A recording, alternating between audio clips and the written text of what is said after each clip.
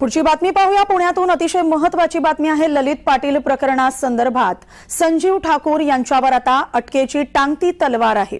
कारण ललित पाटील प्रकरणी ठाकूर यांची चौकशी झालेली आहे। पुण्याच्या गुन्हे शाखेकडून 3 वेळा त्यांची चौकशी झाली आणि या चौकशीत ललितच्या रुग्णालयातील मुक्कामात मदत केल्याचं निष्पन्न झालेलं आहे। संजीव ठाकूर यांनी ललितला रुग्णालयात मुक्कामासाठी मदत केल्याचं चौकशीत निष्पन्न झालेलं आहे। त्यामुळे संजीव ठाकूर यांच्या अडचणी आता वाढण्याची शक्यता आहे। संजीव ठाकूर यांना अटकही होऊ शकते। ललित पाटील प्रकरणी संजीव ठाकूर यांची 3 वेळा चौकशी करण्यात आलेली आहे। पुण्याच्या गुन्हे शाखेकडून ही चौकशी झाली। आमचे प्रतिनिधी अजिंक्य धायगुडे आपल्यासोबत दूरध्वनीवरून जोडले गेलेत। अजिंक्य, ललित पाटील प्रकरणी संजीव ठाकूर यांची चौकशी गेल्या अनेक काळापासून सुरू आहे। 3 वेळा ही चौकशी झालेली आहे। आता त्यांनीच मदत केल्याचं निष्पन्न झालंय चौकशीत। आता काय होऊ शकते पुढे? हो नक्कीच।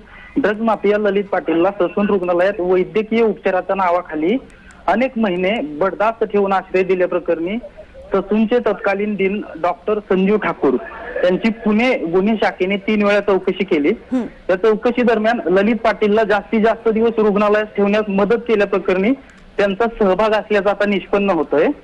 यामध्ये डॉक्टर ठाकूर जे आहेत ते सुपर क्लास 1 अधिकारी असल्याने त्यांच्यावर गुन्हा दाखल करून अटक व दोषपत्र दाखल करण्यासाठी वैद्यकीय शिक्षण विभागाकडे गुन्हे शाखेने प्रस्ताव पाठवलेला आहे। हा प्रस्ताव मंजूर होताच डॉक्टर ठाकूर यांच्यावर कारवाई होणार असल्याने डॉक्टर ठाकूर यांच्यावर आता अटकेची टांगती तलवार आहे। अजिंक्य, प्रस्ताव तर पाठवलाय, मात्र साधारण किती काळ लागू शकतो या सगळ्या प्रक्रियेला आणि त्यांना अटक होण्याची शक्यता किती दाट आहे? दोषारोपपत्र दाखल झाल्यानंतर जर वैद्यकीय शिक्षण विभागाने त्यांच्यावर प्रस्ताव जो पाठवलाय तो मान्य केले की लगेच पुणे पोलीस त्यांना ताब्यात घेण्याची शक्यता आहे।